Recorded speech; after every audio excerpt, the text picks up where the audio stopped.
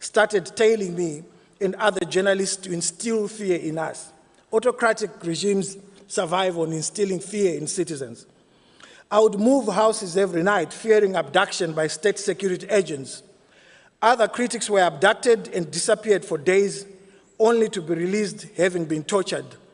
One such critic was taken away from his home.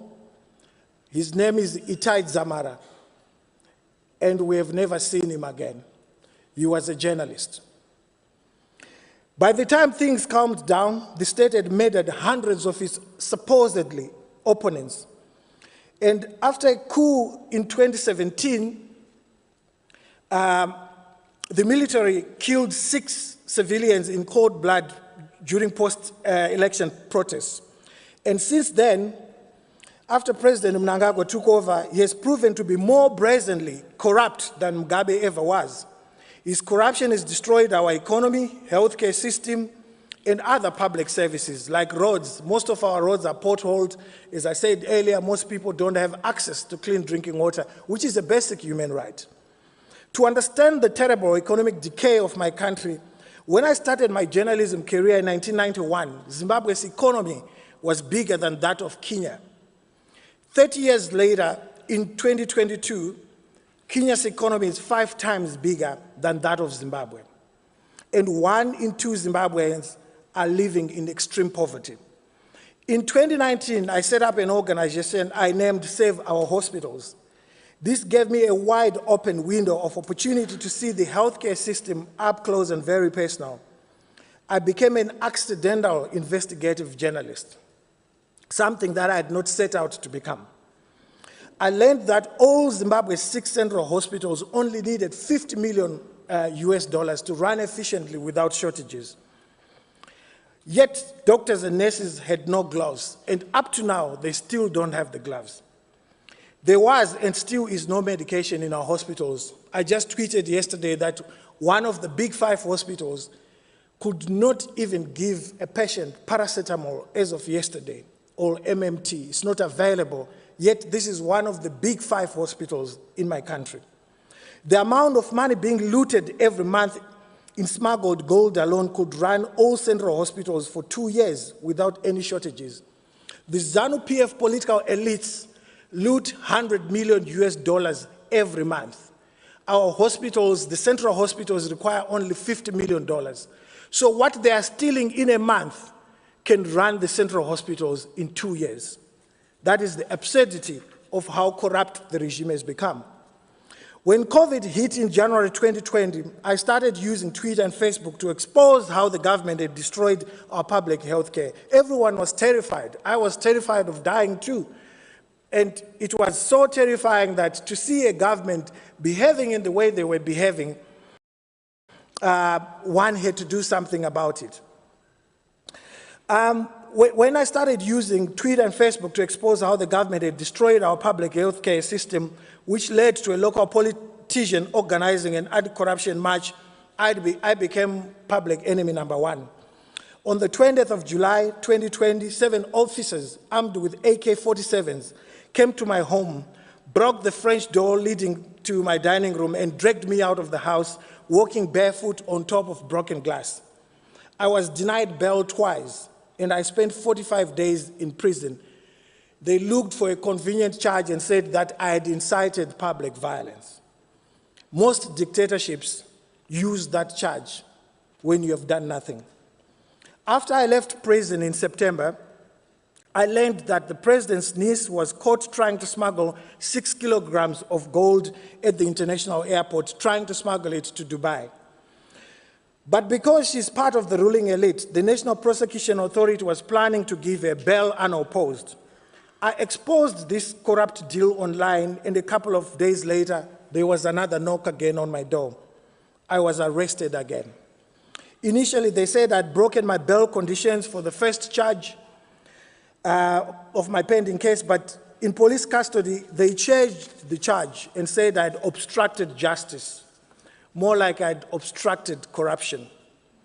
She was indeed offered bail unopposed, as I had said in my tweet, but the courts intervened, probably out of embarrassment that I had reported about it. I spent another 23 days in prison for this without trial, and the charge is still pending 17 months later because the state has failed to bring the case to trial.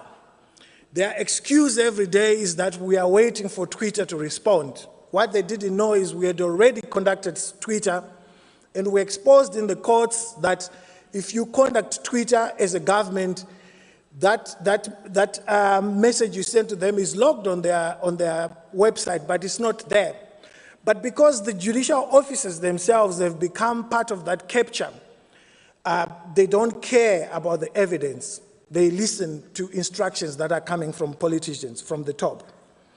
But I refuse to be silenced. In Zimbabwe, arrest is a tool of persecution used to silence journalists, critics, and the opposition. We must hold the corrupt to account for their actions.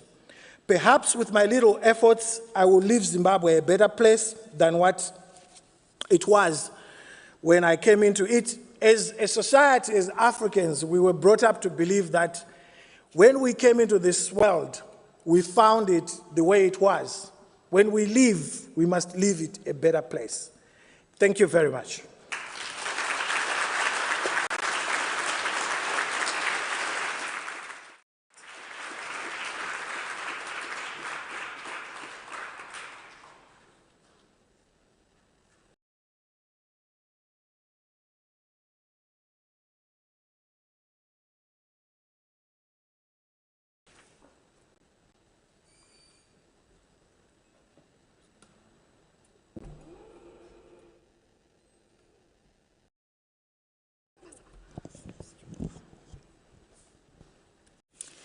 Good afternoon. My name is Sophie Howe, and I'm a student at the International School of Geneva. This empty chair is dedicated to Dawit Isaak, one of the world's longest imprisoned journalists. Growing up in Eritrea, Dawit Isaak always had a pen in his pocket. He took notes on absolutely everything and started writing plays while he was still in elementary school. In 1985, Dawit was forced to flee his home amid conflict between Eritrea and Ethiopia. In Sweden. Yet when Eritrea became independent in 1993, he did what many others were too afraid to do. He returned to report on his young country. In 1997, Dawit launched Eritrea's first independent newspaper, Setit. He wrote articles on the Eritrean state's failure to hold free elections. In 2001, he published an open letter calling for democratic reform, signed by 15 members of the government. This was enough to get him arrested. On the 23rd of September 2001, 2 security officers knocked on Dawit's door and took him away. Other government critics were arrested the same day as President Isaak Afwerki silenced all dissent in Eritrea. Dawit has been imprisoned without trial ever since. His present location and condition are unknown, though he is likely being held in the Arero prison camp, part of a network of secret prisons where thousands of political prisoners are being kept in horrific conditions. The Eritrean state has ignored every petition and ruling for Dawit's release, including a binding decision by the African Commission on Human People's Rights in 2016. But that doesn't mean we should accept Dawit's unjust imprisonment. Instead, today, we tell Dawit Isaak, 20 years after your arrest, we have not forgotten you. Thank you.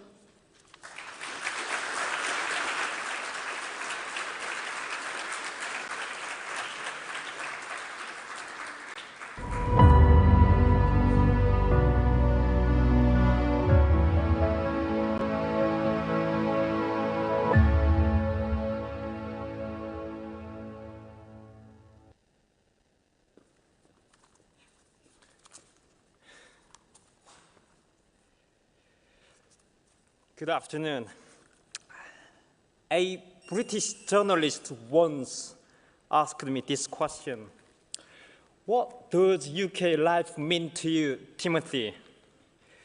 My answer was, since I escaped North Korea, the 13 years of my life in democracy, I discovered who I am, what I love and care about, and what choice I have, and what I stand for: faith, expression, speech, and opportunity. Ladies and gentlemen, my name is Timothy Cho.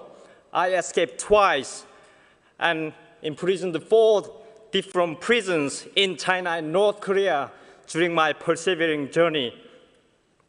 I was born into a beautiful family in North Korea. Both my parents were history and math teachers in high school. I spent my days playing outside, swimming in the river with other kids, and watching TV. Until one day, I returned home and was frozen with fear. Because my parents were gone. They had escaped to China, and I was just 9 years old. I befriended other homeless kids, and they became my brothers and sisters. We slept at the railway station, on train containers, and on the street. One day, I took a 4-hour train ride to my uncle's house, and I saw cornbread and soup on the dining table. I felt so relieved knowing I was able to eat something. But they did not offer me any food, even though I was their close relative. That's how bad food shortages in North Korea in the 1990s. I left his house in tears. My grandmother was kind enough to take me in, and she taught me how to grow food in mountains. But I could not go to school or get a job because I was labeled the son of betrayer. My last hope for a normal life was to join the army, but that even was denied because of my son of betrayer tag. I was 17. My survival instinct told me I need to escape to China. Running away from my beloved homeland, friends, and memories left me feeling sad and in tears. But crossing the border was a moment of awakening. There were lights everywhere, an abundance of food, and many different kinds of clothes for young people to wear, things I had never seen in North Korea. A Christian missionary approached me in China, and he offered me a place to stay. But when I entered that missionary's house, the first thing I saw was a Bible and a cross and several North Korean children. That terrified me.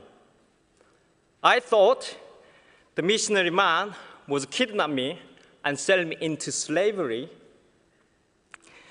because that's what we taught about Christians growing up in North Korea. So I ran away, not realizing that the missionary man was simply trying to help me. I joined a group of 18 North Korean refugees traveling north to Mongolia. Unfortunately, we were arrested at the Mongolian border. I still remember the moment when Chinese soldiers were shooting in our direction as we kept running toward the Mongolian border. Soon, we were sent back to North Korea. I was thrown into a small prison cell with about 50 prisoners. We did not have enough space to lie down.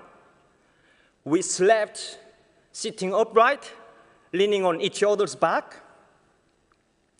The next morning when I woke up, I realized that the man I was leaning against was dead. He died from torture, lack of medical care, and starvation, we were given just 2 scoops of noodle soup each day. His body was dragged out of the cell like a dead animal. And I still have nightmares when I hear my fellow inmates screaming and begging to leave. And I thought I was going to be killed like him. But miraculously, I have to say, I was released from jail. And I knew then I had to escape to China again. This was my second escape. This time, I met a group of 9 North Korean women refugees on a train in Beijing. Once we made to Shanghai, we climbed over the fence of an American school, and we asked the school principal to help us. But he couldn't. That was a public school. The Chinese police arrested us and sent us to Shanghai International Prison. And this was my 4th imprisonment. I knew if they sent me back to North Korea, I would die in prison or be executed in public. I decided I'd rather die by my own hand, so I swallowed many sleeping pills in the toilet. Instead of killing me, those sleeping pills gave me very good night's sleep. I shared a prison cell with 7 international inmates, and one of them was South Korean gangster. The general image of South gangster is very scary, and you don't even want to go nearby. This strange gangster, and after he heard about my situation, what was going to happen, and he suggested that I read the Bible and pray to God for my survival. I had never prayed before, so I asked him what to do. And he said, just say Amen at the end of your wishes. That's how he taught how to pray. I didn't even know who God was, or even if we existed. But where else could I turn in the darkest, coldest, scary, and the most terrifying prison cell? After 2 months of praying, every day 2 men visited me in the prison. They told me that one of the Shanghai International School students had written about our arrest to a journalist. The BBC, CNN, the Washington Post, dozens of news organizations reported on it. And now China faced international pressure not to send us back to North Korea. When I left the prison cell, one of the prisoners said, we are seeing a miracle happen in front of our eyes. And I took a plane to the Philippines, via other country to a new life in the UK finally. It was my first time on an airplane with a diplomatic passport. Someone who was born in prison country North Korea didn't even know what a passport was, but he was able to get on an airplane, and I got to fly first class. Probably if God had preserved my first flight ticket. Now I live in the United Kingdom. I spend a lot of time thinking about the kindness of strangers. Do I know you? Or have you met me before? But I know you all have a beautiful heart. The North Korean men and women who shared their food with me as a homeless child, and my grandmother who took me in, and the Christian missionary who came and offered me a place to stay, and the student in Shanghai who emailed the journalist, the South Korean gangster, and the diplomat who got me out of prison. And I have survived upon the power of your love, humanity, and beauty. It shows the power of your love, how much you can do to help North Korean brothers and sisters, as well as those human rights defenders today who are standing here on this stage and around this world. 77 years ago, a theologian activist, Dietrich Bonhoeffer, he stood against Hitler's persecution of millions of Jewish people. And he urged us there, silence in the face of evil is itself evil. God will not hold us guiltless. Not to speak is to speak, and not to act is to act. And that's what I challenge you to do today, to speak and to act on behalf of the millions of voiceless people like me still in North Korea, Iran, China, and many other countries, you name it today. Yes, 4 years of totalitarian rule and suppression. We even barely ask, where is North Korea sometimes?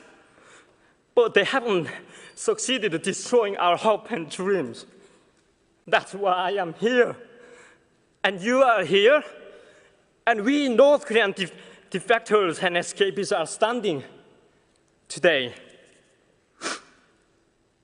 If I may, if I say, if it is a time, excuse me, to bring a democratic rule of North Korea that values our human rights, freedom, expression, opportunity, and justice, please stand with us in solidarity. God bless you all. Thank you.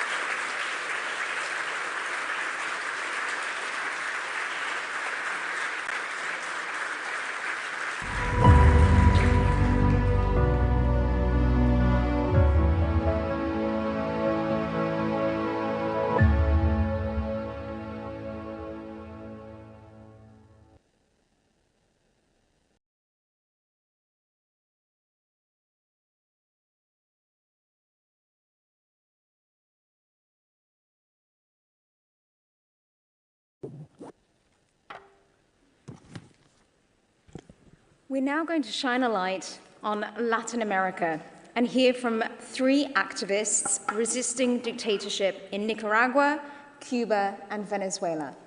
So to begin, I'd like to invite Hamlet Lavestida, who is an artist and a former political prisoner from Cuba, to take the stage.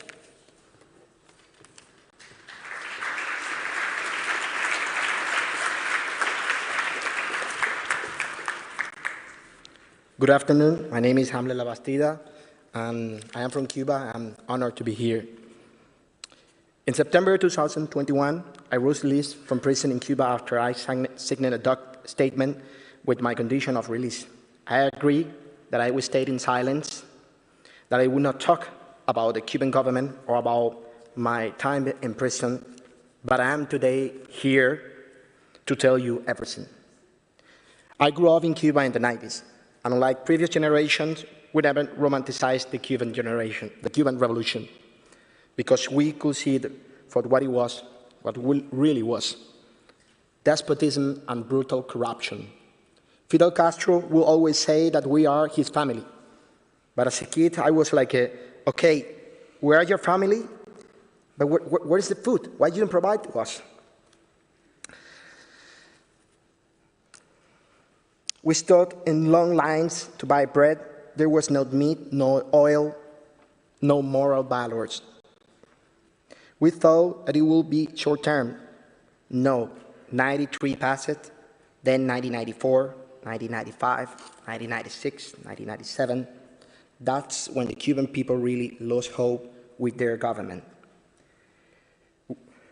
We live in the West Coast. I live in the West Coast, small town called Santa Fe. And we could pick up some FM radio station from the US. It is how somehow I learned English. But it's also the first time I heard Cuban exiles talking critically about Cuba. That it was another Cuba, another vision, and another history. Inside Cuba, we understand what was happening, but we never talk about it. It was too dangerous to speak it out loud. Even when we saw thousands of people living in rough in August of 1994. In 1998, I began studying at the Academy of Fine Art in Havana. Then I started doing research on Cuban and Russian propaganda. I started noticing that the people who disappeared from Cuban history books, the names no longer listed in the caption, the face missing from a strategically edited photo. The revolution has a way of devouring his own children, as we can say. Revoluciones como Saturno devoran a sus propios hijos. Political propaganda and censorship are so natural to the Cuban experience that we don't even think about it. And that's why I decided to use their own propaganda against that propaganda in my artistic practice. But I knew that my art will not be welcome in the country, so as my career grew, I repeatedly left the country for residencies and exhibition. I knew as early as 2003 that the Cuban authorities were surveilling me. These authorities are the Departamento de Seguridad del Estado, the State Security Department. Cuban artists and their supporters have faced intimidation and attacks by the authorities for years. But in 2018, the government issued a Decree 349, a new law that prohibited all artists from operating in public or private space without prior approval by the Minister of Culture. You could not hire an artist without the government blessing. An artist could not sell their work without permission either. In other words, they legalized censorship. More than that, they legalized cultural violence and repression. And we were going to stand for that. The San Isidro movement was born to revoke the Decree 349. That's how everything started. For 2 years, our community of activists and artists grew. When rapper and artist Dennis Solis was arrested in 2020, a group of artists went on a hunger strike for the Movimiento de San Isidro. The police surrounded, cut the internet, and arrested them. The next day, the 27N group was born, 27 of November, 27 de noviembre, demanding that the government and the cultural officials stop repression and censorship. In April of 2021, we wrote and signed a manifesto stating that we want to live in a country that is inclusive, democratic, sovereign and prosperous, equitable and transnational. And we demand political freedoms, economic freedoms, the legalization of independent media, the right to assembly, the right to collective organization, political participation. That same month, I devoted a solo exhibition at Kunsthaus Bethanien Gallery in Berlin that consisted of 2 large-scale installations of paper cutouts on what it was a massive transcript of the police interrogation of a Cuban photographer and artist Javier Caso in 2020. One was a letter written by the Cuban poet Alberto Padilla in 1971 after a brutal 39 days of imprisonment where he was forced to denounce his own work as a counter-revolutionary and also himself as a traitor. They were exactly 50 years apart, and yet it seems like nothing had changed. When I returned to Cuba on June of 21st, they sent me to a quarantine center for 5 days. Even though I was vaccinated and had a negative COVID test, then I was arrested immediately and sent to Villa Marista prison, same prison in where Alberto Padilla was psychologically tortured in 1971. They accused me of instigating to commit a crime because an idea that I shared with the 27N group to stamp some currency with logo for San Isidro movement and 27N group. That idea never happened, but I was arrested just for thinking it and just for saying it. For the next few weeks, they interrogated me every single day. Then, on July 11, thousands of Cubans took to the streets to protest because they wanted freedom. It was the largest demonstration that Cuba had ever seen. After that day, were detained thousands of peaceful protesters and charged them with crimes like public disorder, terrorism, sabotage, contempt. Many of them end up in Villa Marista just like me. I saw them. I saw a 16-year-old boy, Yanquiel Perez. His name, until today, is not in any list. He is invisible. After the protesters started, my interrogation escalated. They escalated their threats, suggesting that I will be tried for instigation to a rebellion or sedition, which carry out 15 to 20 years prison sentence. After the first month, I started to think that I was moving to another prison, that I would never be released. Sometimes I think that I'm still there. When you are an artist, you develop a certain sensibility for sound, music, beauty, horror, and terror. Prison is the worst place for a person, and for an artist, it's even worse. They held me in a small prison cell with the three other inmates on the top of the floor of the state security headquarters. They never leave you alone because they knew that you could commit suicide. The lights were on the 24 hours a day. A TV in the hallway played Cuban television and propaganda all day long. I mean, you can listen to that TV. You could hear people talking, but you start to lose touch with the reality. You don't know what was real or what was fake. I saw and I heard other prisoners lose their minds too, screaming from other cells. They said something like, "Oficial, ¿dónde está mi amigo? Asesino, me quieren matar, pero no voy a decir nada. Yo no soy un chivato." I heard stuff like that. In interrogation, they tried to force me to confess, first saying that I was taking order from the US State Department, then that I was being managed by secret agents in Poland, Germany, and Spain, and so on. I refused it. In September, I contracted COVID-19, and I was sent to the prison infirmary. They never notified my family about that, or any relative.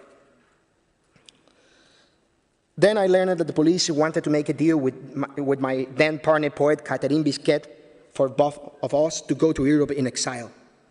Dozens of agents escorted us directly to the Jose Marti, kind of very weird VIP airport, without saying goodbye to our families. They agreed to extend my Cuban passport for 2 years, but with a warning. If you continue to criticize or antagonize the Cuban government and you try to return, Villa Marista will be waiting for you. Today, I live in Germany, and I continue to work for a democratic Cuba, and I believe that is more closer than you think. The reason that the government is acting so strong is that they know they are losing. That soon an independent tribunal will summon them. Until that day, I will never stop talking about Cuba and raising awareness with my art. Today, Cuban society is in horror, but the government also is in panic. Thank you very much.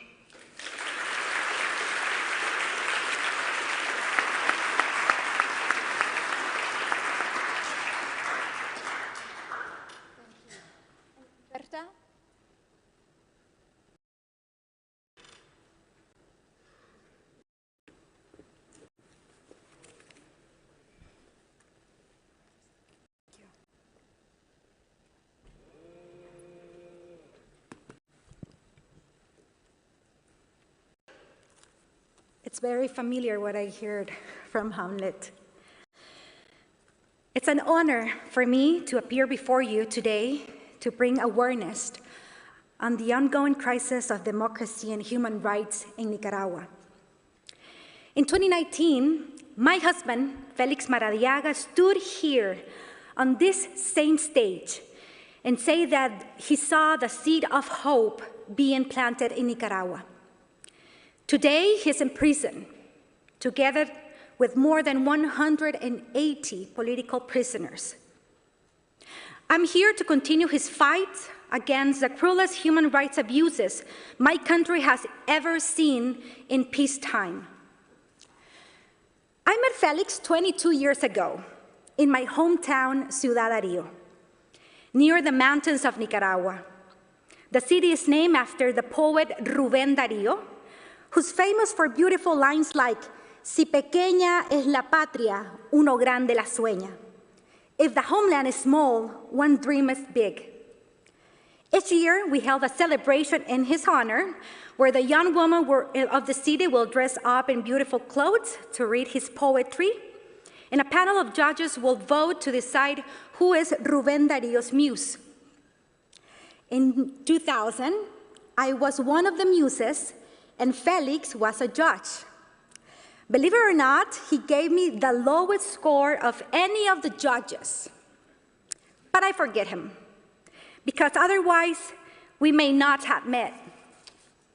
The year after I moved to the capital city to study, I was the first woman in my family to go to the university, and I was there on a scholarship studying business economics. Soon, I got a job at the national TV station as the main anchor of a morning show. And for the next 8 years, I was on TV 6 days a week. I thought I could make an impact in my country by talking about important social issues. Later, I became the general manager of a local TV station, and I had a front row seat to the Ortega's regime abuses. The journalists will pitch story ideas about government scandals and corruption, and afterwards we would be told to let others to publish the news or not to publish some content. The government censored us again and again. I felt horrible. I felt like I was being complicit with Ortega. By 2016, Felix and I were both well known around the country. I for my reporting, and Felix for his human rights and advocacy work. That year, the Independent Liberty Party nominated me to represent Managua in the National Assembly as part of the National Coalition for Democracy. I never thought about getting into politics, but I accepted their offer and resigned from the TV station. But before the election took place, Ortega's loyalists in the Nicaraguan Supreme Court disqualified our political party from the elections. By the end of that year, Daniel Ortega had installed his wife as the vice president of Nicaragua. As the director of the Institute of Strategic Studies and Public Policy, Felix investigated rump corruption and worked to strengthen civil society organizations. In April of 2018, Ortega announced reform to the Social Security system, with lower pensions from the early. Across the country, people took to the street to protest. The police responded by violently attacking peaceful protesters. After 30 days, they had killed 63 people, mostly students. According to the autopsy report, most of them were shot in the chest, neck, and head. As prominent members of the opposition, I knew our lives were at risk, so Felix and I made the impossible decision to take our 5-year-old daughter and his mother to the US. Felix stayed behind in Nicaragua to continue his work and politician activism.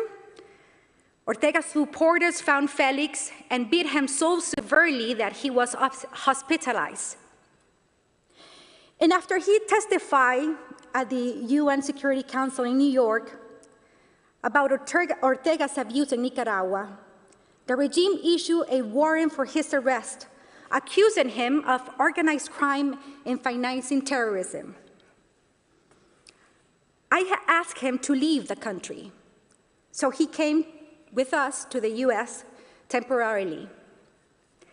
In 2019, he went back to Nicaragua to work in the effort to unite the opposition and strengthen the blue and white national unity movement, one of the main opposition groups in the country. Felix was put under 24 hours police surveillance. He received constant threats and was not always allowed to leave his house. In February 2021, Felix announced that he was running for president in the November election. We knew it was a huge risk.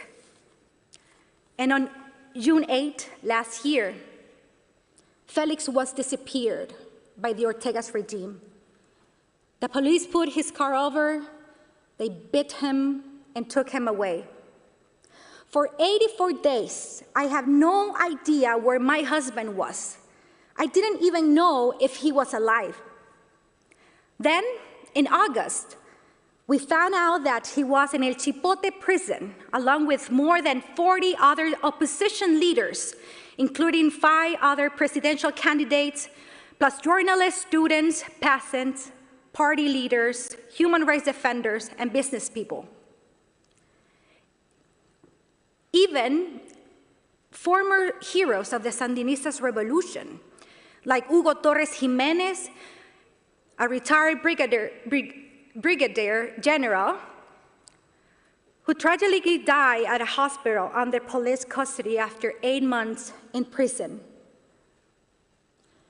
The conditions they are held are truly horrific. They sleep in concrete slabs without sheets or blankets. They are verbally abused and psychologically tortured. They do not have access to reading material, not even a Bible. Felix has always been an athletic person. He practiced martial arts. He ran 100-kilometer races. He's one of the youngest people in prison, but he's lost 50 pounds and he's painfully skinny. Roge Reyes, Felix's lawyer, who was also later arrested, begged the guards for psychiatry treatment when he started losing his memory. He can't even remember the names of his daughter, and he's just 38 years old. Other prisoners like Tamara Dávila, Ana Margarita Vigil, Dora Maria Telles, and Suyen Barahona have been held in solitary confinement for almost 10 months. Prisoners in other jails like Jaime Navarrete, Marvin Vargas, Edward Lacayo have also been in the similar conditions since 2018 when the protest started, and we believe their lives are in risk. Ortega has banned all independent political parties. He has arrested journalists, shut down media organizations. Today, Nicaragua, like Cuba, is one of the countries in the Americas that don't even have a print newspaper. With the help of authoritarian regimes like China, Russia, and Venezuela, Ortega and his family controls the economy, and they amass an enormous fortune. Meanwhile, our citizens live in poverty, and more than 200,000 Nicaraguans have been fleeing the country, desperately seeking for safety and jobs. Along with Victoria Cárdenas, the wife of political prisoner Juan Sebastián Chamorro, I have been speaking out and demanding freedom for all political prisoners. The regime has condemned us as traitor of the homeland. So I haven't been able to see Felix the last 2 years. And because I cannot go back to Nicaragua, I haven't had any contact with him since he was arrested in June 8th last year. The regime will not allow Felix to receive a phone call, a letter, or even a drawing of our 8-year-old daughter. Recently, Felix and others were sentenced between 8 to 13 years in prison in a trial held not in a courtroom, but in the prison, violating all due process. But I know what my husband will say if he were here, that despite everything, he believes in democracy. And he believes that the answer to Ortega's violence is non-violence, and that we must persevere.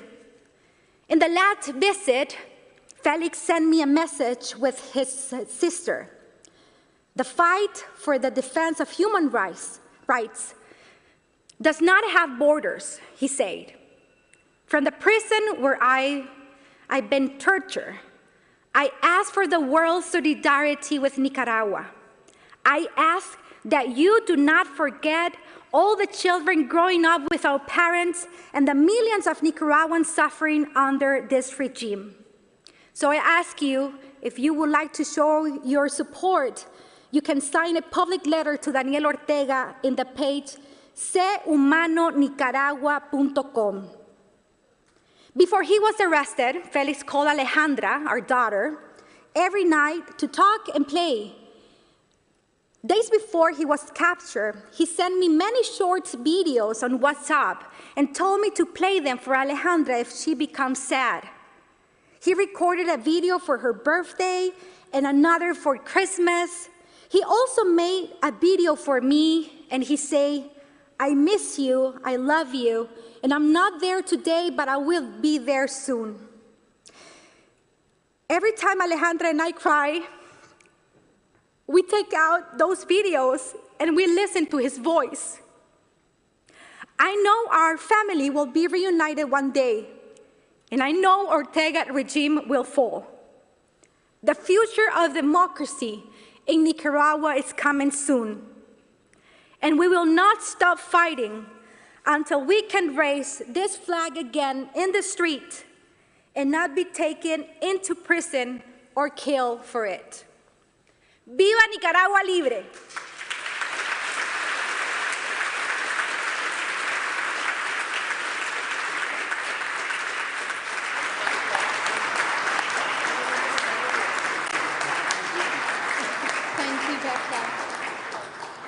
And now I'd like to invite Miguel Enrique Otero to take the stage. He's the CEO of El Nacional newspaper that he operates from Madrid because, of course, there is no free press in Venezuela.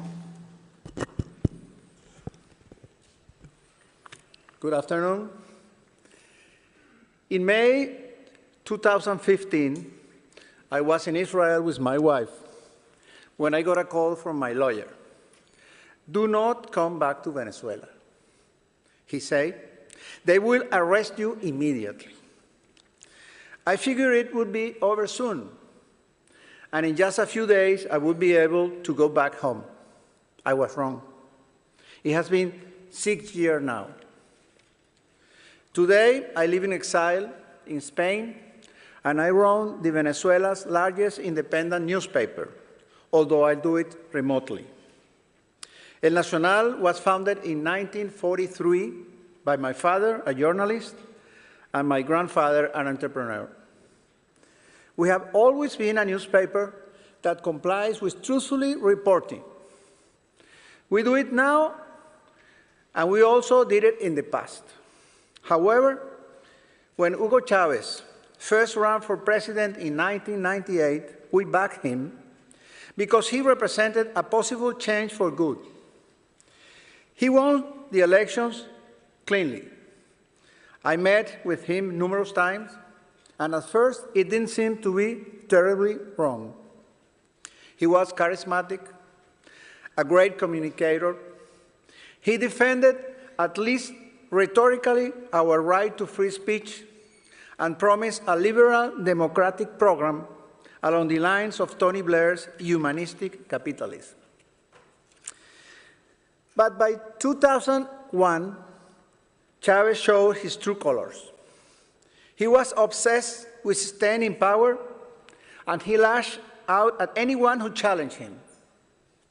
He used his Sunday TV show, Hello President, to attack the media and journalists, including me personally. The last time I spoke to him was a phone call about an article we had published. He insisted that the report where we refer the murder by police of innocent people was a lie. I stood my ground and told him that if he wanted to talk to the reporter, he could. Then I handed the woman's reporter the phone, and she agreed to take Chavez to their graves. But he did not change his mind. After the 2002 coup attempt against him, he put new exchange controls in place which skyrocketed the price of paper. The price we should pay for a ton of newsprint was 30 or 40 times what an official newspaper had to pay.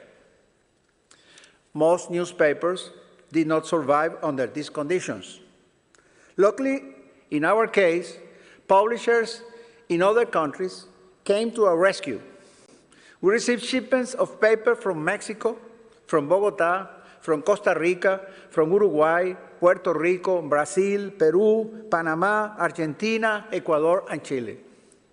Great newspapers of the continent sent newsprint to keep printing. And we kept publishing for a couple of years.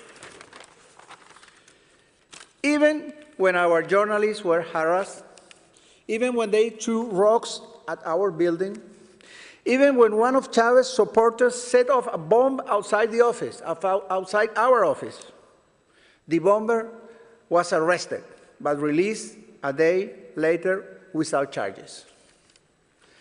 Chavez knew that to stay in power, he needed to follow Cuba's model. So he caused it up to Fidel Castro and called for a communication hegemony. He strengthened his ties with China, Iran, Cuba, and he made a $2.5 million arms deals with Russia.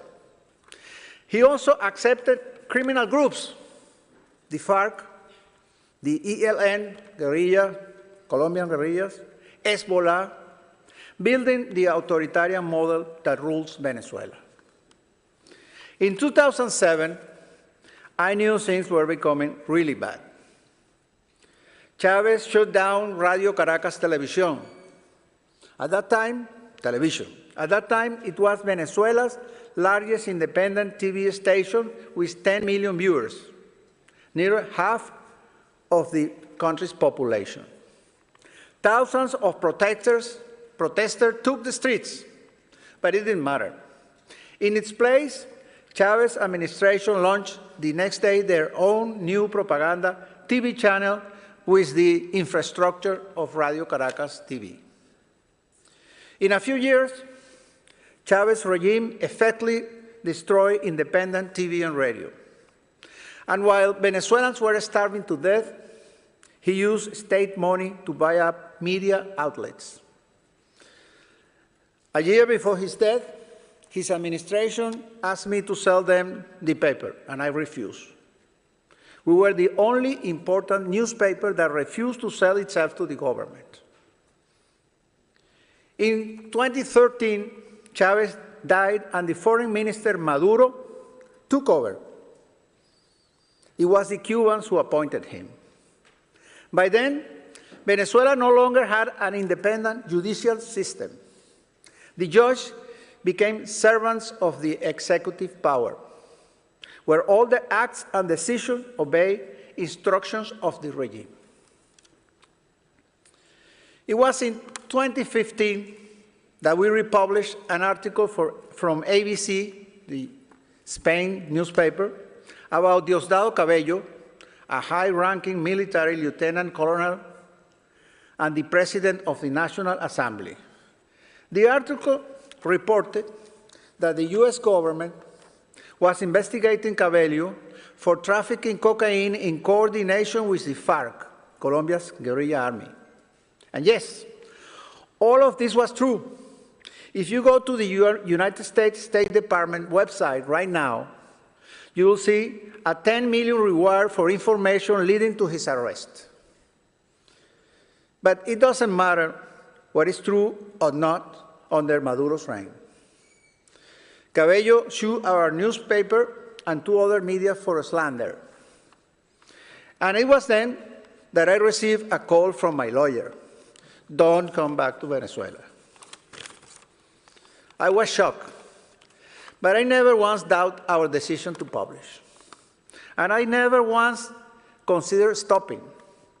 So I continued to run the newspaper from exile, and in 2017, the Venezuelan judge reached a decision. We owe Cabello $1 million, yes, $1 million, but with the country's hyperinflation, that amounted to about $12,000. Cabello was not happy with that decision either. He ordered the Supreme Court to open a new trial. They changed the verdict from $12,000 to $13 million.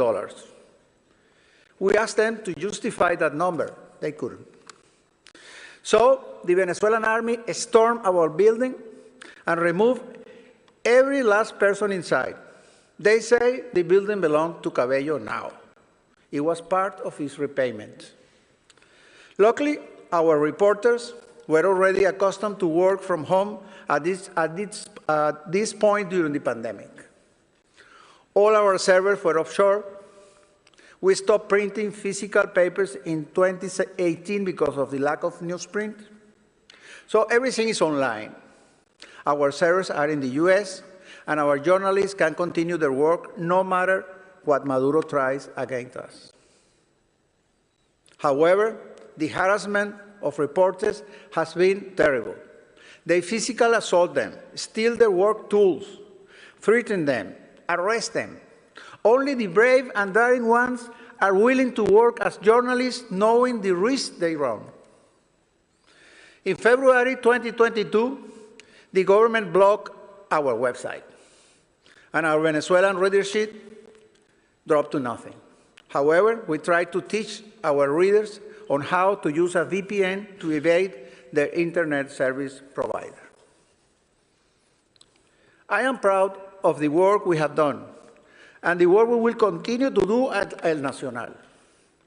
Chavez and Maduro have tried everything they could to destroy independent journalists, but we will not let it happen. They have destroyed our country. It's like a war. The suffering of Venezuelans defies any description. They have driven 6 million people to leave the country. One-fifth 6 million people to leave the country. One-fifth of the population of Venezuela. They have destroyed our economy. They have let our people starve. Today, 95% of the population lives in extreme poverty. The average Venezuelan family lives on $20 per month. Not per hour, not per day, per month. 66 cents a day. And repression is a constant in that government, in that regime. For too long, we Venezuelans look at other countries and we used to say, Venezuela is not Cuba. What happened to them cannot happen to us. But it did happen. Perhaps you're saying the same now. You listen to my story and say, what happened to Venezuela will never happen to us. But I'm telling you, it can. Right now, several Latin American countries are courting politicians just like Chavez. Chile, Mexico, Brazil, Colombia, Peru, Argentina, and Honduras. Do not take freedom for granted. Our country is on the brink of collapse. It could explode at any moment. But I believe when it does, democracy will prevail. And then I will be on the first flight back to my country, back to my children, back to my grandchildren, I only know them by Skype, and back to my people. That day, the headlines of El Nacional will read, Venezuela returns to democracy. Thank you.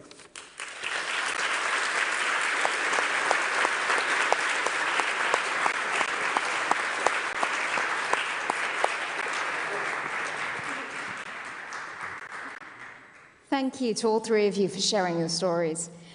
You know, it's interesting to see the similarities between them. All of these leaders trying to silence a free press, any kind of political opposition, any kind of freedom of speech. But the other similar thing between all of these three countries, Cuba, Nicaragua, Venezuela, is the support of Russia, Iran, China, these three countries. Do you think, Miguel, the West needs to do more to unite against all of these countries so that they can promote democracy everywhere? Well, the problem with Venezuela is a very dramatic problem because Venezuela is a corporation of evil. Everything is illegally. When they have an alliance with FARC, ELN, they give these people, this Colombian guerrilla, land, part of the country. They work with the Iranians for illegal extraction of gold. Cubans own our intelligence department. I mean, the military intelligence is run by the Cubans. So it's not a normal relationship with all these countries. It's an alliance which makes these countries work inside Venezuela with Chavista people. So how can we make the world understand that this is a problem for their security? I mean, all the cocaine that comes to Europe comes from Venezuela, not by the cartels. It's the government who works with the Cuban guerrillas, and it's the government who make the commercialization of the cocaine in Europe. They have training camps of Hezbollah. I mean, the situation of Venezuela, the reality of Venezuela is very, very, very complicated. And I don't know why the international community don't take this as an important issue for security of the rest of the world. Well, when the Western countries do unite and they try and do something, so for example, in the case of Nicaragua, as we've just seen, there were elections there which have been condemned. The answer from Daniel Ortega is it's the West trying to impose their will on a country. And if a country wants to change, it needs to come from within. So what do you say to that, Berta, about Nicaragua? I believe that the change have to come within the country because it reflects the willing of the people. And in the case of Nicaragua, we have tried to do our best to have this change in the country. And you can see it in 2018 when the protests started, it started very spontaneously. That year we have more than 350 people killed by the regime. So these people gave their lives for this transformation to happen in Nicaragua. But we are fighting against a regime that controls the police, the militaries, and they also have paramilitaries. And we have civilians trying to fight with rocks or, their voices. So it's really impossible to fight against this repression, this level of repression. I mean, we can see in the last elections, 7 of the 10 presidential candidates in the country are in prison right now. So we couldn't make this transition to democracy in a peaceful way through elections. So right now, we believe that the international community is the only way to go in order to press the regime to make a change. And when I say press the regime, it's like Daniel Ortega and his regime have to be accountable for all the violations that they have committed. So there's where the international community can help us and can enforce the Nicaraguan people that is seeking democracy and freedom to do their work within the country. Well, right now we're seeing the West unite, very much against Russia in terms of the war, that obviously it's a different situation, Russia's aggression in Ukraine.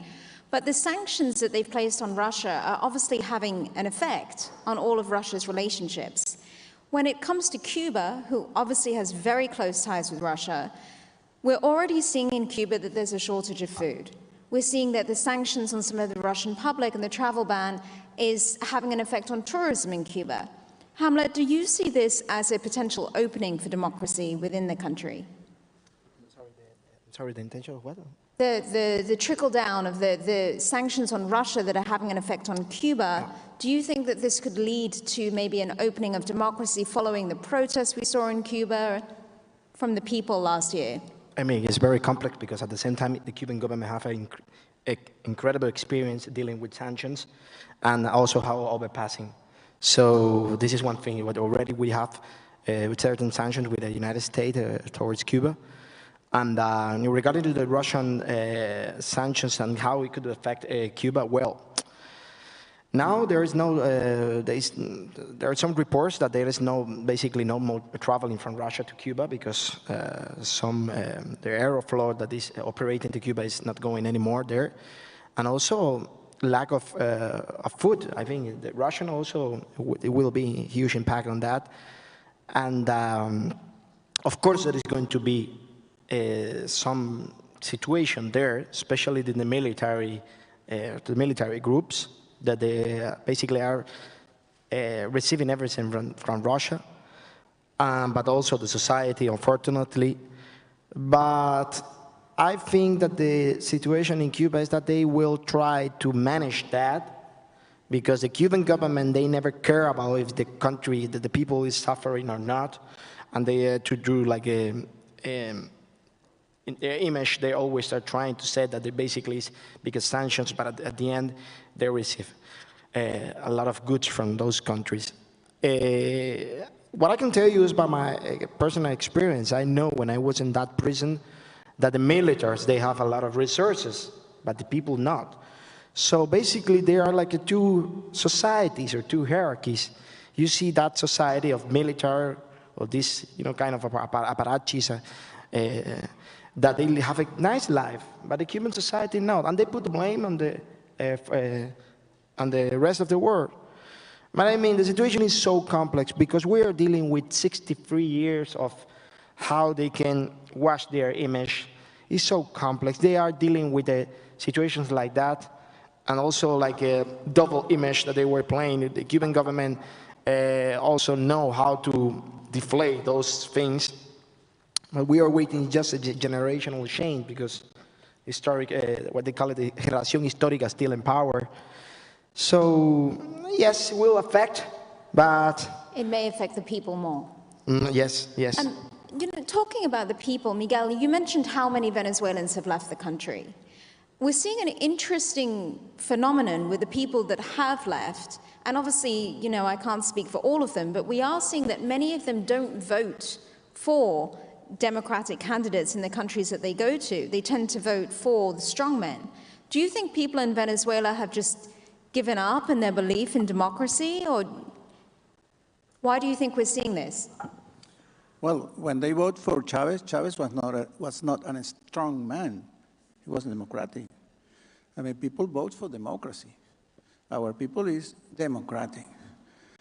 Sometimes there are a lot of problems and people believe they need something strong, but democratic. Right now, of course, it's a different situation. So anything that changes Venezuela, everybody go after them. It's a coup or a democratic election, whatever happens. But our people is democratic. I mean, we have been like that all the time. The problem with that, I'll tell you what is the problem, is that Occident, I mean, the international democratic community, believes that a situation as Venezuela, you have to dialogue with them, and they have the mentality of democracy. And this is a criminal corporation. There have been 6 dialogues, one in República Dominicana, one in Bahamas, one in Mexico. Nothing happens because they won't go out on a dialogue. They won't accept a democratic election. They will do anything to stay in power, anything, because they know that the moment they leave power, they will go into jail. By the United States, the DEA, by anything. I mean, the only way you can take them out is a sort of upheaval, something more violent. They won't leave power like democratic world believes they will give power. It's a very sad situation to see what's happened in Venezuela, and it's a bad situation that's just got worse. Berta, just quickly, can you talk to me a little bit about the personal toll? You are separated from your husband, you have a child, all 3 of you are separated from your countries. I mean, none of this is easy, but how do you keep yourself optimistic? Well, that's kind of hard sometimes. I relate to my spiritual life with where I get its strength every time I feel that, there's no hope. So faith for me, it's been very important. And from what I heard from Felix, it's also the same inside when you don't have anything to relate with. But then being a mother and a wife with this situation, it's really hard because I have to take care of Alejandra and Felix's mother in the US. I also have to do international advocacy for my husband and the rest of the political prisoners. And then I have to find how to sustain ourselves economically, not only in the US, but also in Nicaragua because, there are other expenses to pay there. So it's really hard, and particularly in our culture where men are seen as the providers, When Felix was with us, he was helping me with a lot of these expenses, but now I'm in myself. So thanks God there are people that have been very helpful to me, but still it's a huge responsibility to get from one day to the other. And the other part that is really hard as a mother is to see how my daughter is struggling. And recently we ended receiving psychiatry treatment because she entered in this kind of anxiety and depression for his father. And seeing that and dealing with that, it was very hard. And sometimes I find myself saying, you know what, I think my daughter is more important than anything else. But then you realize that you do what you do because of them, because we hope to leave to them a better place, a better country, where she can get all the opportunities that she deserves and all the Nicaraguan people deserve. So just to conclude, meeting people like the one that we met at this summit, every one of you that are fighting for human rights, people that cares about human rights and the situation of dignity in the world is just energizing. So I hope that we can come together, just like all these dictators are working together, to really put in the world, to make the world a better place for everyone. So I know we're out of time, so I'm just going to ask one final question. Hamlet, you spoke about the unprecedented protests that took place in Cuba last year in July. And this really was something that the country's never seen before. Does this make you optimistic that change could happen in your lifetime? Because just before you said it sometimes takes like generational change. Yes, because it was the first time that something like that happened in the Cuban history. So people try to think that it was something there, but no, it's unprecedented. It's not unprecedented in decades. It's the first time that something like that happened, and in a historiographical way.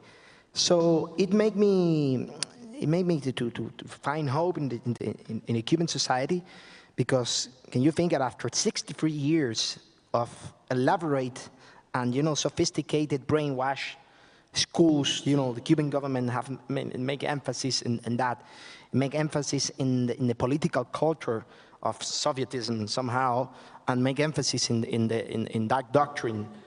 That at the end, if you saw thousands of people in the whole island, asking for freedom, and also freedom, as I mentioned many times, has a surname. When we said freedom, when we said libertad, it's not just abstraction of things, it's just libertad política. It's just plain like that.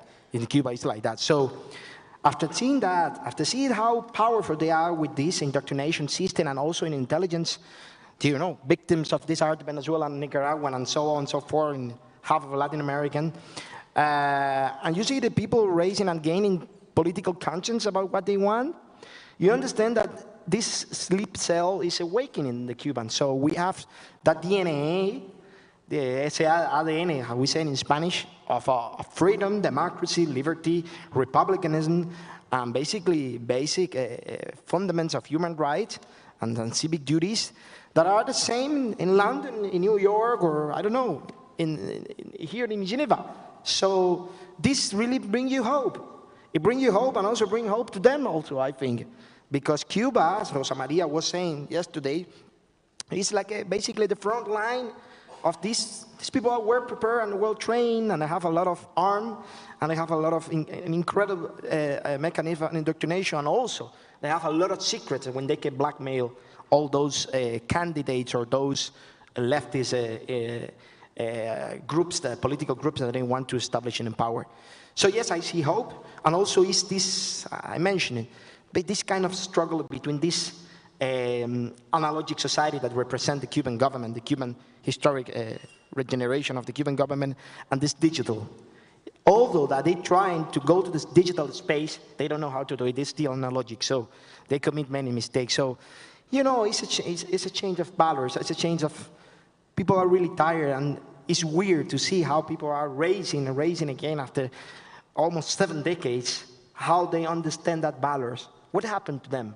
I think what happened to them is that they understand and they demand and they want democracy. This is what I have to keep optimistic. Absolutely, and as you said, the countries are so intertwined, so once it happens somewhere, then hopefully in one of these countries, the rest will follow. Thank you very much for your time. We are out of time. We'll have to continue this conversation. Thank you.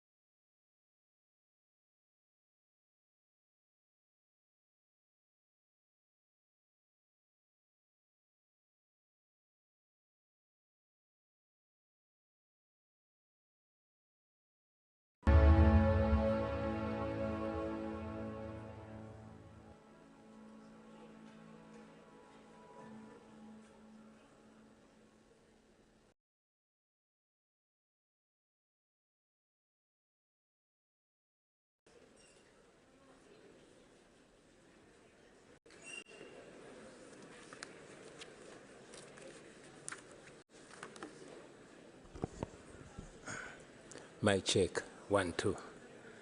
See, our leaders become misleaders, and see, our mentors become tormentors. Freedom fighters became dictators. They're killing our people in Karamoja.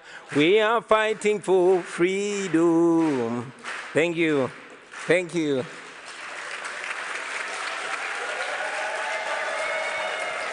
Thank you. Thank you very much. Thank you for the opportunity to share my story, which also represents the story of very many Ugandans that have endured human rights violations for the last 36 years.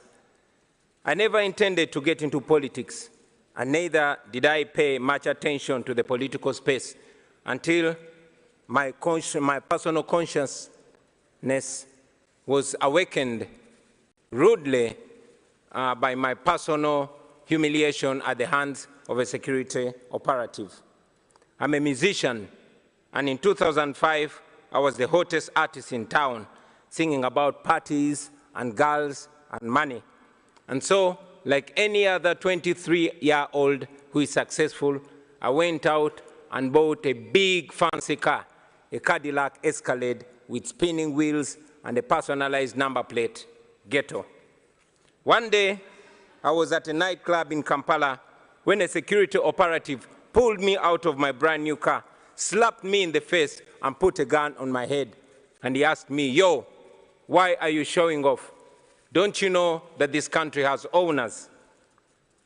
I drove away humiliated, and this horrible feeling was all over me, a feeling of you deserved it.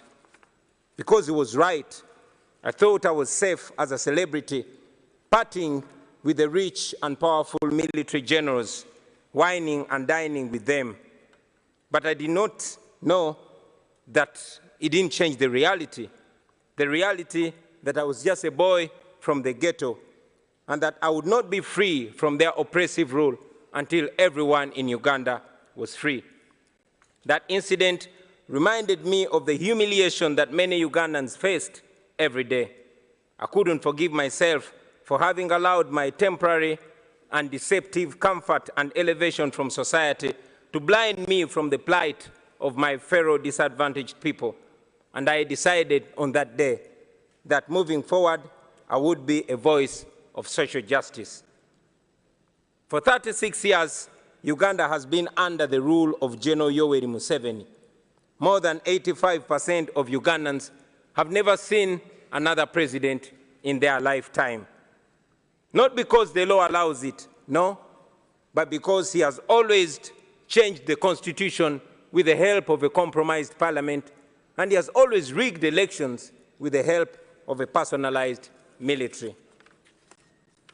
But regardless of all this, the Western world continued to tolerate and enable General Museveni because he is considered a useful dictator, good for regional security and national stability, even if he bends a few rules. But that's not true. General Museveni rules Uganda with an iron hand. He deploys the military against the citizens and students. Those who oppose him are either put in prison, tortured, or killed. His administration ranks one of the most corrupt in the world. His family members and henchmen have plundered our nation at the expense of healthcare, education, and other social services. So, sitting there in my fancy car, beaten and humiliated, I knew I could not stay silent anymore. So, for the next 10 years, I dedicated my music to the plight of the common Ugandans and the fight for human rights. In 2016, General Museveni rigged the election and declared himself president again. And that's when I decided that if the parliament could not come to the ghetto would go to the parliament. In 2017, thank you. In 2017, I decided to run for a parliamentary seat. Our constituency campaign turned into a national campaign, and we won the seat with 80%. Then we started the People Power movement to awaken a generation of young Ugandans, talking to them about democracy and explaining to them why they must get involved. This annoyed General Museveni, and from then we were branded as enemies. In 2018, while on a campaign trail in the northern Ugandan district of Arua, General Museveni decided that it was too much for him to take. He alleged that our supporters had stoned his motorcade, and for that reason, the military was given orders to shoot and kill. I had just stepped out of my car when suddenly I heard gunshots, blah, blah, blah. My driver and friend, Yasin Kauma, was shot dead in the car seat that I had been occupying just a few minutes earlier. I took a picture of him and tweeted it, him lying in a pool of blood. I tweeted it with the caption, "Police has shot my driver dead, thinking they've shot at me." And then the Special Forces Command, a section of the military that is led by General Museveni's son, Muhoozi Kainerugaba, started hunting for me. For the next 8 hours, I hid in a random hotel room as they broke down every single door looking for me. Meanwhile, my tweet went viral, and suddenly the entire world was watching Museveni. So when they finally found me, they did not kill me, but they tortured me to near death. I was detained in a military base for several days. Not even my family knew where I was. I later learned that people protested in very many parts of the world calling for my release. And for this, I am forever grateful, because if it was not for that pressure, I'm sure I would not be alive to talk to you today. In a military court, I was charged with the offense of annoying the president, treason, and illegal possession of firearms. They displayed 2 machine guns to prove that. And of course, these were trumped-up charges. Out of shame, the firearms charges were later dropped and the guns disappeared.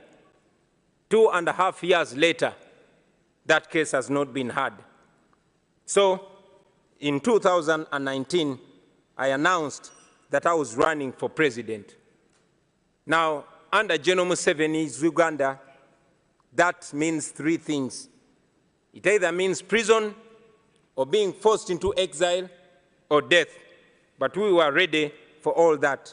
And yes, that's exactly what happened. We endured the most horrifying campaign, the most violent campaign, the most brutal and murderous campaign you can ever imagine. In November 2020, I was arrested for allegedly violating COVID-19 regulations, a convenient excuse for Museveni to suppress his political opponents. Our supporters protested against my illegal detention, and the military went on rampage. They shot and killed hundreds of people. But of course, General Museveni came out and said that they killed only 54 protesters. Thousands were arrested, and instead of the accountability for the massacre, General Museveni came out and praised the military for a job well done. A few days later, my bodyguard and friend, Frank Senteza, was deliberately run over and killed by a military police car. Thousands of our supporters were then abducted by security operatives in unmarked vehicles called drones in Uganda.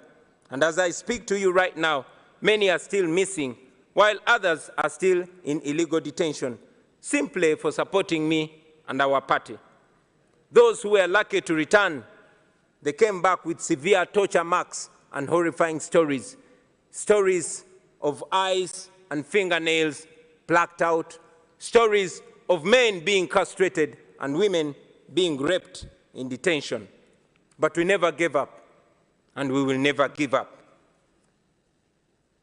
It wasn't me challenging General Museveni. No, it was an entire generation. And for the first time, there were no tribal lines, there were no religious lines, there were no class lines. The entire population was speaking with one big voice. All our people were saying, people power is our power. It was the biggest public phenomenon that I had ever seen. Now, I had been a celebrity, I had done hit songs, I knew what it meant to be famous and having people chat your name wherever you go. But this was different. On election day, after casting my ballot, I went home only to find my house surrounded with hundreds of soldiers. And later I learned that the same was happening to all our party offices across the country.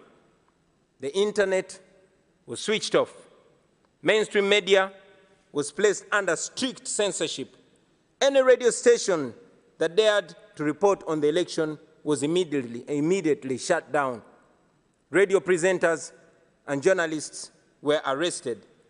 And so in this complete blackout, General Museveni declared himself winner of the election again.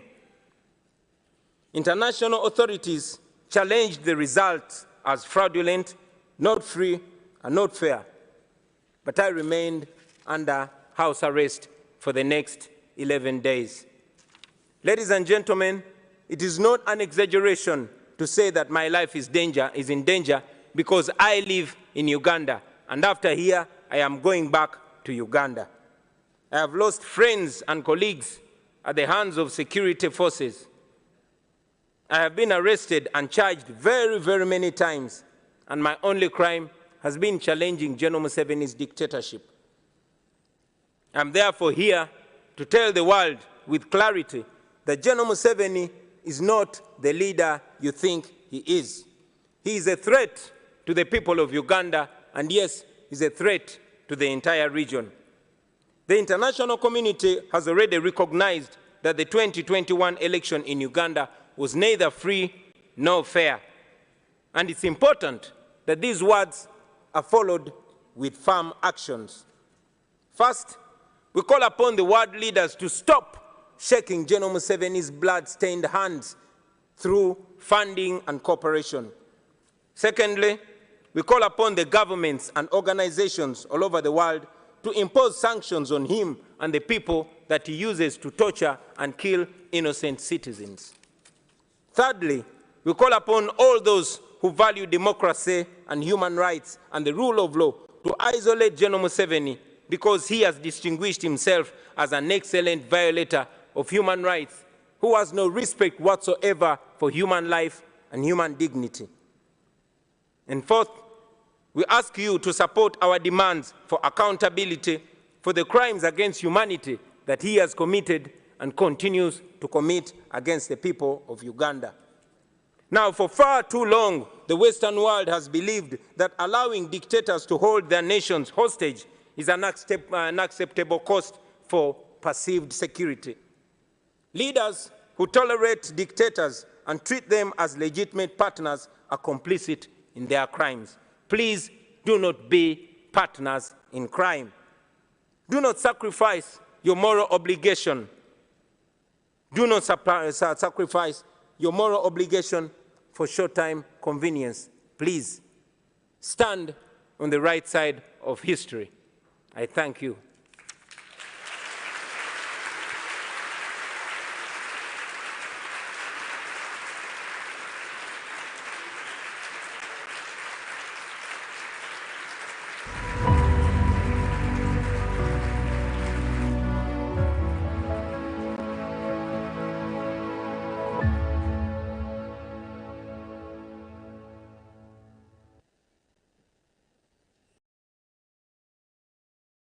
Good afternoon. My name is Zimratai Erkin, and I'm honored to be here at the 14th Geneva Summit for Human Rights and Democracy to present the 2022 Courage Award.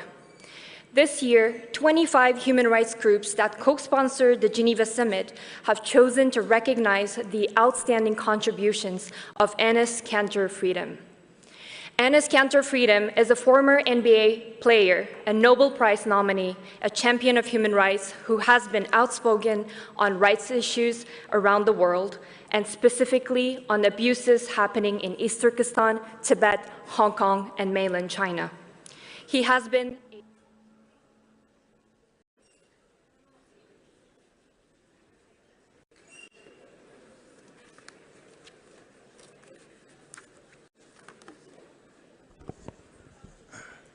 My check, 1, 2. See, our leaders become misleaders, and see, our mentors become tormentors. Freedom fighters became dictators. They're killing our people in Karamoja. We are fighting for freedom. Thank you. Thank you.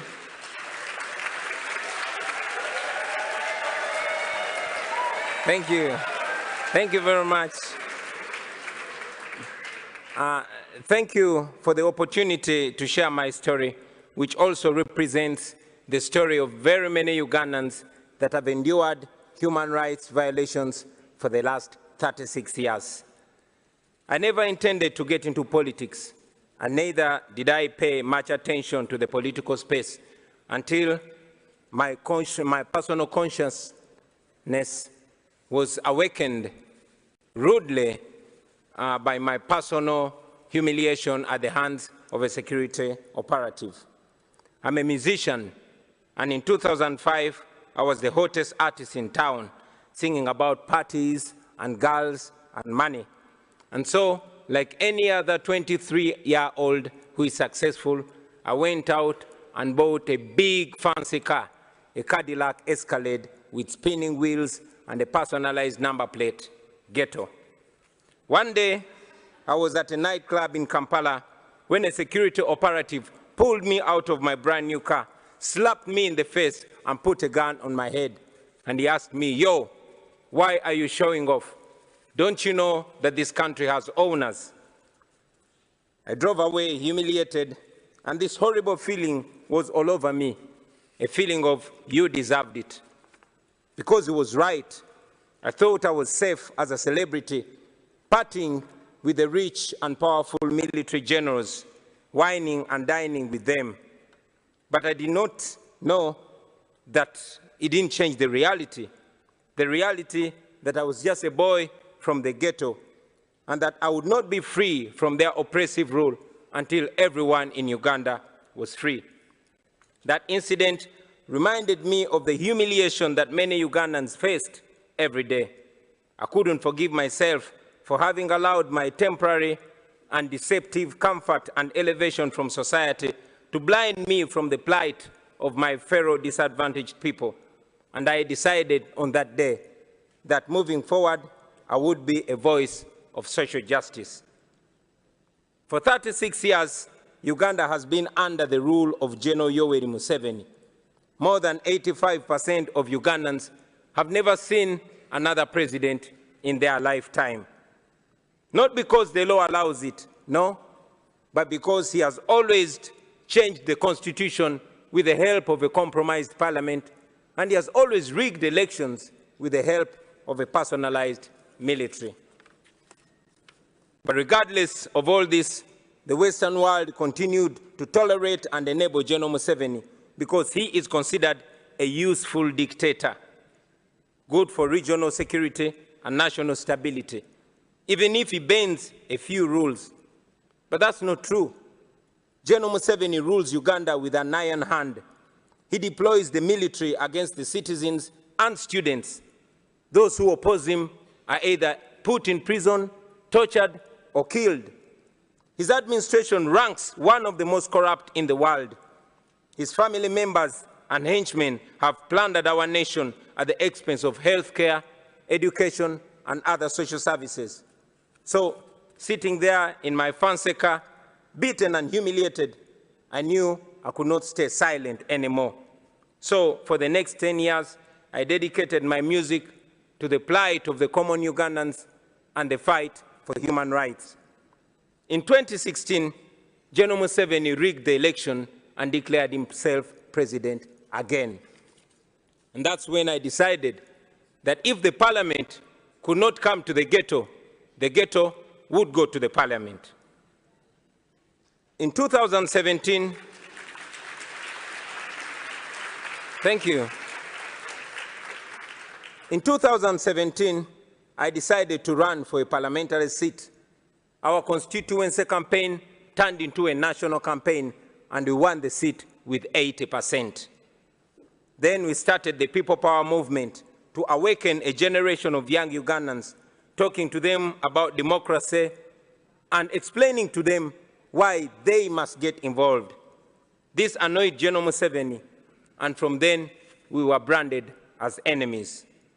In 2018, while on a campaign trail in the northern Ugandan district of Arua, General Museveni decided that it was too much for him to take. He alleged that our supporters had stoned his motorcade, and for that reason, the military was given orders to shoot and kill. I had just stepped out of my car when suddenly I heard gunshots, bah, bah, bah.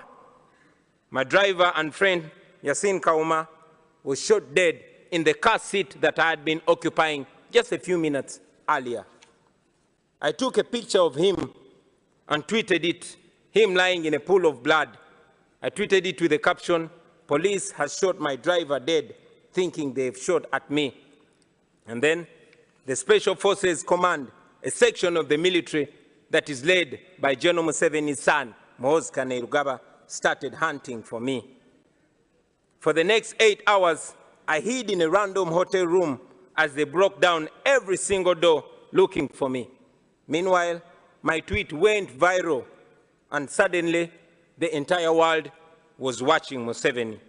So when they finally found me, they did not kill me, but they tortured me to near death.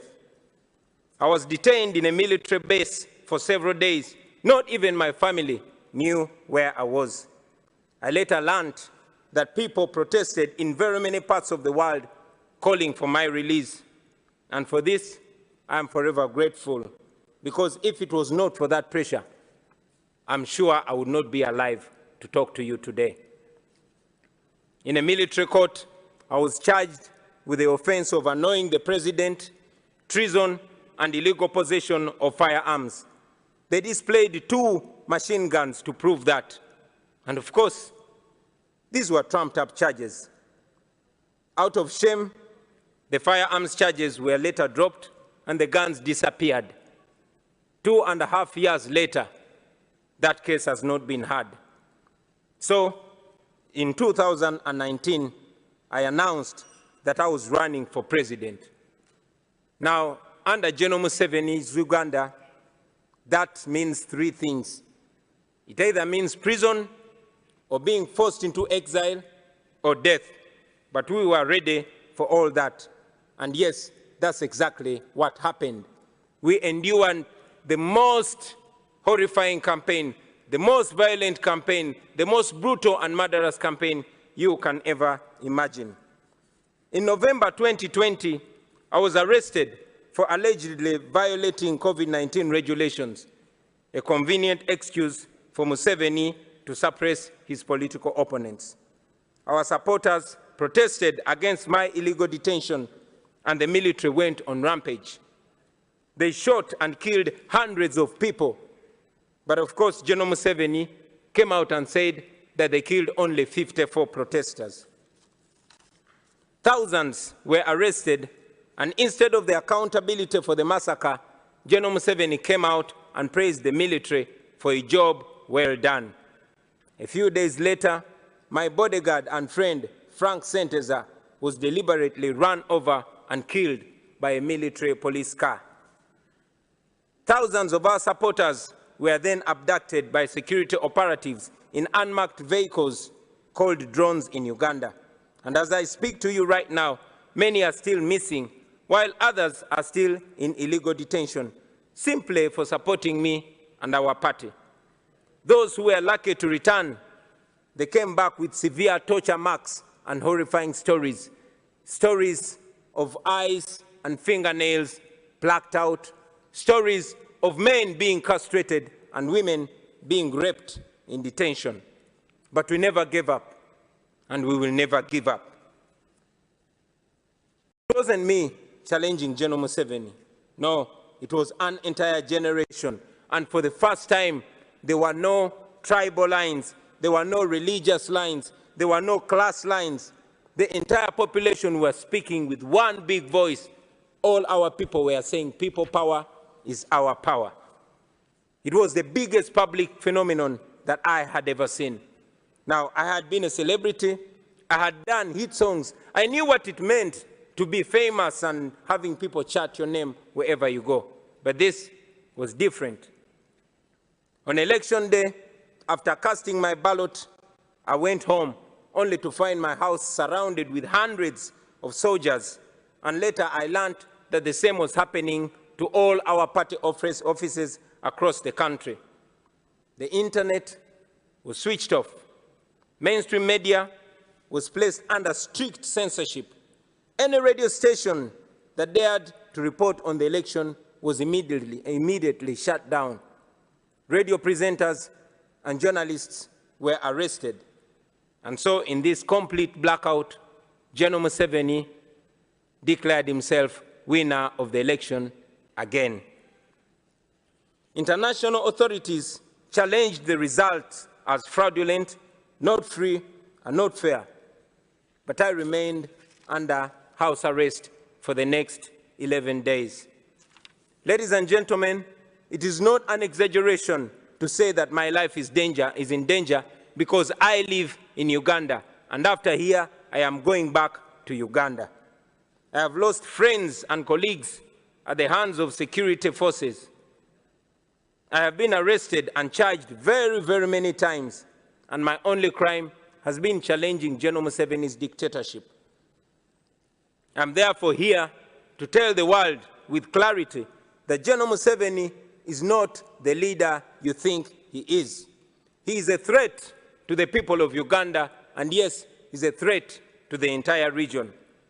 The international community has already recognized that the 2021 election in Uganda was neither free nor fair. And it's important that these words are followed with firm actions.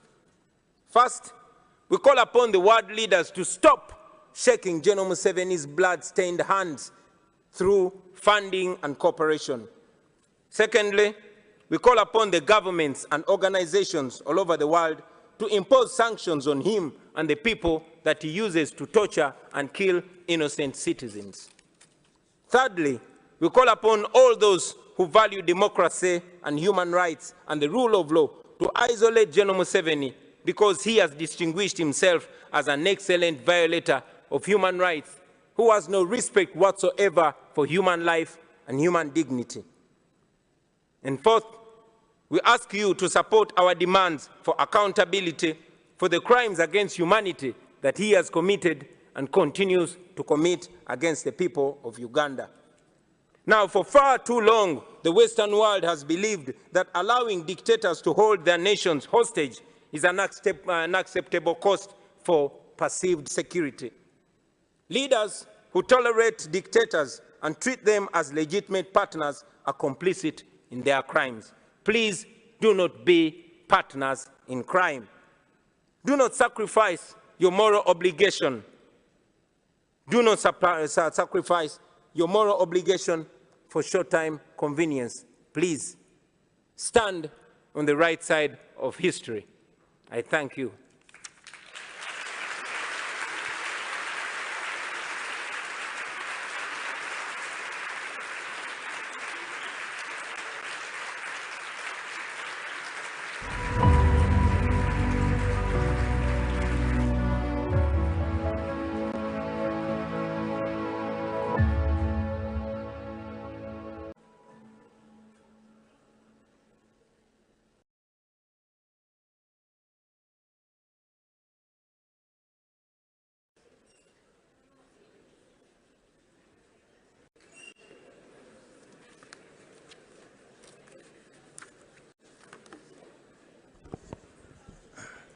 My check, 1, 2.